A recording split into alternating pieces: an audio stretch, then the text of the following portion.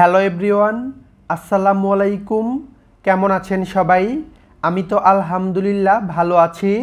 আবারও হাজির হয়ে গেলাম আরও নতুন একটি রেসিপি নিয়ে। আমার আজকের রেসিপি রাইস কুকারে বিগ সাইজ ভাপা পিঠা। আমার মনে হয় এত বড় ভাপা পিঠা এই পৃথিবীতে আর নেই। এই রাইস কুকার দিয়ে আমি সেরকম একটা বড় সাইজের ভাপা পিঠা আজকে তৈরি করে দেখাবো। এটাকে কেকও বলতে পারেন। আর তার জন্য আমি প্রথমে একটা রাইস কুকারে পর্যাপ্ত পরিমাণে পানি দিয়ে পানিটা গরম করতে দিলাম। আর এখানে নিয়েছি খেজুরের গুড়, নারকেল আর চালের গুঁড়া। আমি আজকে শুকনো চালের গুঁড়া দিয়ে ভাপা পিঠা তৈরি করব। আর প্রথমে নারকেলটাকে ফুটো করে তারপর নারকেলের পানিটা বের করে নিচ্ছি। যেহেতু ভাপা পিঠা বানাবো তাই নারকেল লাগবে, তো এখানে একটা নারকেল নিয়েছি। আর শুকনো চালের গুঁড়া, অবশ্যই আতপ চালের গুঁড়া নিতে হবে। যে কোনো সুপার শপ অথবা মুদি দোকানে এরকম প্যাকেট আকারে আতপ চালের গুঁড়াটা পেয়ে যাবেন। আর শুকনো গুঁড়া দিয়েই আজকে পিঠা বানাবো। প্রথমেই আমি নারকেলটাকে এভাবে ফাটিয়ে নিচ্ছি। এই তো নারকেলটা অনেক ভালো ছিল। এখন নারকেলটাকে আমি কুড়িয়ে নারকেল কোড়া বানিয়ে নেব। আমি কিভাবে কুড়িয়ে নিচ্ছি, এরকম একটা কুড়ানির সাহায্যে ছোট ছোট করে আমি নারকেলটাকে কুড়িয়ে নিচ্ছি। এরকম পা কুড়ানির সাহায্যে নারকেলটা কোড়ানো একদম সহজ। আর আমি এভাবে পুরো নারকেলটাই কুড়িয়ে নেব। যেহেতু ভাপা পিঠা বানাবো তাই নারকেল কোড়াটা মাস্ট লাগবে। অবশ্যই চেষ্টা করবেন নারকেল কোড়া দিয়ে ভাপা পিঠা বানানোর জন্য। আর এখানে আমি একটি মেজারমেন্ট কাপ দিয়ে চালের গুঁড়াটা নিয়ে নিচ্ছি। আর আমার টিপস এবং আমার মেজারমেন্ট ফলো করে আপনারাও বাসায় এভাবে পিঠাটা বানাতে পারবেন। আর প্রথমবারেই আপনারা সফল হবেন ইনশাল্লাহ। আপনারা এটা একদম ইজিলি বানাতে পারবেন, এতটাই সহজ রেসিপি। আর আমি মেজারমেন্ট কাপ দিয়ে 4 কাপ পরিমাণ চালের গুঁড়া নেব। আর 4 কাপ চালের গুঁড়া দিয়েই আজকের ভাপা পিঠাটা বানাবো। তো চালের গুঁড়া নেওয়া হয়ে গেছে। এখন নিয়ে নিচ্ছি স্বাদ মতো লবণ। আমি এখানে প্রায় 1 চা চামচের মতো লবণ নিয়েছি। আর দিয়ে দিচ্ছি কুসুম গরম পানি। আর পানি দিয়ে চালটাকে এভাবে ভালো মতো মিশিয়ে নিচ্ছি। লবণ, চাল এবং পানি দিয়ে এভাবে ভালো মতো মিশিয়ে নিতে হবে। আমি কাজটি কিভাবে করছি আপনারা কিন্তু স্ক্রিনেই দেখতে পাচ্ছেন। প্রথমে অল্প একটু পানি দিয়ে তারপর মাখিয়ে নেব। তারপর আবারও পানি দেব। অল্প অল্প করে পানি দিয়ে এভাবে মাখিয়ে নিতে হবে। একবারে পানি দেওয়া যাবে না, তাহলে পানি বেশি হয়ে যাবে।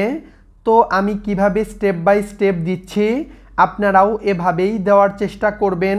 চালের গুঁড়ার মিশ্রণটা ঠিক এরকমটা হবে, এরকম দলা দলা হবে। আপনারা কিন্তু স্ক্রিনেই দেখতে পাচ্ছেন। আর এই কাজটা আপনাদের করতে করতে বুঝে নিতে হবে। এরকমটা দলা দলা হবে আর একটু ঝুরা ঝুরা টাইপের হবে। যেহেতু শুকনো চালের গুঁড়া দিয়ে করছি তাই চালের গুঁড়াটা আমি রেস্টে রেখে দেব। তো হয়ে গেছে। এ পর্যায়ে আমি এটাকে ঢাকা দিয়ে রেস্টে রেখে দেব প্রায় 30 মিনিটের মতো। আর অন্যদিকে আমাদের নারকেল কোড়ানো হয়ে গেছে। আমাদের নারকেল কোড়াটা এরকম হয়েছে। আপনারা চাইলে নারকেল কোড়াটা গুড় দিয়ে ভাজি করে তারপর অ্যাড করতে পারেন, তবে আমি আজকে সেটা করব না। আমি এরকম কাঁচাটাই ব্যবহার করব। তো নারকেল কোড়া একদম রেডি। এদিকে আবার প্রায় 30 মিনিটের মতো হয়ে গেছে। আর 30 মিনিট পর চালের গুঁড়াটা একদম রেডি। চালের গুঁড়াটা আরও অনেকটা ঝুরঝুরে হয়ে গেছে, কারণ পানিটা শুষে নিয়েছে চালের গুঁড়া। আর এ পর্যায়ে আমি এরকম একটা স্ট্রেনার নিয়েছি। আর এই ছিদ্রযুক্ত স্ট্রেনার দিয়ে আমি চালের গুঁড়াটা এভাবে ছেঁকে নেব। আপনারা চাইলে এর চাইতেও ছোট ছিদ্রযুক্ত স্ট্রেনার দিয়ে এভাবে ছেঁকে নিতে পারেন, তবে আমার কাছে এটাই পারফেক্ট মনে হয়েছে। আর এরকম স্ট্রেনার কম বেশি প্রায় সবার ঘরেই আছে। চেষ্টা করবেন এরকম স্ট্রেনার দিয়ে ছেঁকে নেওয়ার জন্য, তাহলে অনেক ইজি হবে। আমি কাজটি কিভাবে করছি আপনারা কিন্তু স্ক্রিনেই দেখতে পাচ্ছেন। একদম সহজ। এভাবে একটা স্ট্রেনারের মধ্যে চালের গুঁড়াটা নিয়ে হাত দিয়ে ঘষে ঘষে এরকমভাবে গ্র্যানিউলস তৈরি করে নেবেন, মানে এরকম দানাদার চালের গুঁড়া তৈরি করে নেবেন। তা না হয় কিন্তু ভাপের পিঠা হবে না, এটা আমরা সবাই জানি। আমার রেসিপিগুলো যদি ভালো লাগে প্লিজ প্লিজ আমার ইউটিউব চ্যানেলটাকে সাবস্ক্রাইব করবেন। আর ফেসবুক পেজ এবং টিকটক থেকে দেখে থাকলে অবশ্যই ফলো দিয়ে আমার পাশেই থাকবেন। আর আমার টিকটক এবং ফেসবুক সব কিছু এক নামে রয়েছে, আপনারা সার্চ দিলেই পেয়ে যাবেন। তো আমি একে একে সবগুলো চালের গুঁড়া এরকমভাবে করে নিয়েছি, আর চালের গুঁড়াটা এরকম হয়েছে। এখন ভাপা পিঠা বানাবো, আর তার জন্য আমার লাগবে একটা সুতি কাপড়। এরকম একটা সুতি কাপড় নিতে হবে, যে কাপড় দিয়ে ভাপটা পাস হতে পারে, এরকম সুতি কাপড়। তো আমি এরকম একটা কাপড় নিয়েছি, আর কাপড়টাকে আমি ভিজিয়ে নিলাম, আর তারপর পানিটাকে একদম চিপে তারপর নিয়েছি। আমি এখানে এরকম রাইস কুকারের স্টিমার নিয়েছি। এখন যে রাইস কুকারগুলো পাওয়া যায় সেগুলোতে এরকম একটা স্টিমার থাকে, আর এই স্টিমার দিয়েই আজকে বড় সাইজের একটা ভাপা পিঠা বানাবো। এটা কিন্তু আপনারাও বাসায় ট্রাই করতে পারেন এভাবে। অবশ্যই এখানে পাতলা এবং সুতি কাপড়টা নিতে হবে। তো আমি কাপড়টা রাইস কুকারের স্টিমারে বিছিয়ে দিলাম, আর তারপর এক লেয়ার চালের গুঁড়া দিয়ে দিচ্ছি। যেহেতু বড় সাইজের ভাপা পিঠা বানাবো, তাই আমরা কেক যেভাবে লেয়ার করি ঠিক সেরকমভাবে লেয়ার করে নেব। তাই প্রথম লেয়ার আমি চালের গুঁড়া আলতো হাতে বিছিয়ে দিলাম।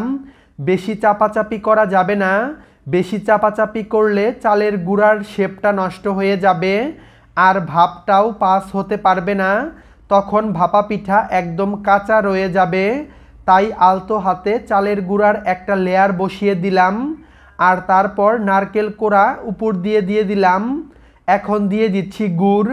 আপনারা কতটুকু মিষ্টি পছন্দ করেন সেই অনুপাতে আপনারা গুড়টা কম বা বেশি দিতে পারবেন। তো আমি আমার পছন্দ মতো গুড়টা দিয়ে দিলাম, আর যেহেতু এটা বাসায় বানাচ্ছি তাই নারকেল কোড়াটা একদম নিজের ইচ্ছা মতো দেব, আর গুড়টাও নিজের ইচ্ছা মতো দেব যতটুকু মিষ্টি পছন্দ করি। আর আমি এখানে খেজুরের গুড়টা নিয়েছি, এতে করে ফ্লেভারটা অনেক বেশি ভালো আসে, আর খেতেও অনেক বেশি ইয়াম্মি হয়। গুড় দেওয়ার পর উপর থেকে আরও একটা চালের গুঁড়ার লেয়ার দিয়ে দেব, আর তারপর আবারও নারকেল কোড়া দিয়ে দিচ্ছি। আমি আমার স্বাদ মতো নারকেল কোড়া দিয়ে দিচ্ছি, কম বা বেশি করে আপনারাও দিতে পারবেন। আর তারপর আবারও একটা গুড়ের লেয়ার দিয়ে দিচ্ছি, মানে উপর থেকে গুড় দিয়ে দিচ্ছি। আমি একইভাবে চালের গুঁড়া দিয়ে 3 থেকে 4টা লেয়ার করে নিয়েছি। আপনারা চাইলে এখানে কিশমিশ দিতে পারেন, এতে করে টেস্টটা আরও অনেক বেশি ভালো আসবে। চালের গুঁড়া দিয়ে সর্বশেষ লেয়ারটা দিয়ে দেব, আর তারপর কাপড় দিয়ে আলতো হাতে ঢেকে দেব। কোনো রকম চাপাচাপি করা যাবে না, পুরো পিঠাটা এরকম কাপড় দিয়ে ঢেকে দিতে হবে। আর এদিক থেকে রাইস কুকারের পানিটাও গরম হয়ে এসেছে, মানে একদম টকবগে ফুটে উঠেছে। এ পর্যায়ে আমি রাইস কুকারের স্টিমটা বসিয়ে দিলাম, আর এখন ঢাকা দিয়ে দেব। আর ঢাকনার যে দুটো ফুটো আছে এই ফুটো দুটো আমি টিস্যু দিয়ে বন্ধ করে দিয়েছি। আর 20 মিনিটের মতো আমি ঘড়ি ধরে এটাকে স্টিম করেছি, আর আমার পিঠাটা একদম রেডি। ঘড়ি ধরে আমি 20 মিনিট এটাকে স্টিম করেছি, আর 20 মিনিটের মধ্যে এটা পারফেক্টলি কুক হয়ে যাবে। এখন আমি এটাকে নামিয়ে নিচ্ছি, আর নামিয়ে একটি প্লেটের মধ্যে আপনাদেরকে সার্ভ করে দেখাচ্ছি পিঠাটা ঠিক কতটা পারফেক্ট হয়েছে। এটাকে বার্থডে কেকও বলতে পারেন, আর শীতের দিনে যার বার্থডে থাকবে তাকে এরকমভাবে একটা কেক বানিয়ে দিতে পারবেন, ভাপা পিঠার কেক। আশা করি অনেক বেশি ভালো লাগবে। তো এই তো আমার বিগ সাইজ ভাপা পিঠা হয়ে গেছে। রাইস কুকারে বিগ সাইজের ভাপা পিঠা, আমার মনে হয় এটা হচ্ছে পৃথিবীতে একমাত্র বড় সাইজের ভাপা পিঠা। এখন ভাপা পিঠাটা আপনাদেরকে কেটে দেখাচ্ছি। এটা ঠিক কতটা পারফেক্ট হয়েছে। আপনারাও বাসায় এভাবে ট্রাই করতে পারেন। কেমন লাগলো আমার আজকের রেসিপি তা কিন্তু অবশ্যই আমাকে কমেন্টে জানাতে ভুলবেন না। আর রেসিপিটা ভালো লাগলে লাইক, কমেন্ট এবং শেয়ার করবেন আপনার বন্ধুদের সাথে। আর আমার চ্যানেলটাকে সাবস্ক্রাইব করবেন, ফেসবুক পেজ এবং টিকটক ফলো দিয়ে আমার পাশেই থাকবেন। আবারও দেখা হবে নতুন কোনো রেসিপিতে। সে পর্যন্ত সবাই ভালো থাকবেন। আল্লাহ হাফেজ।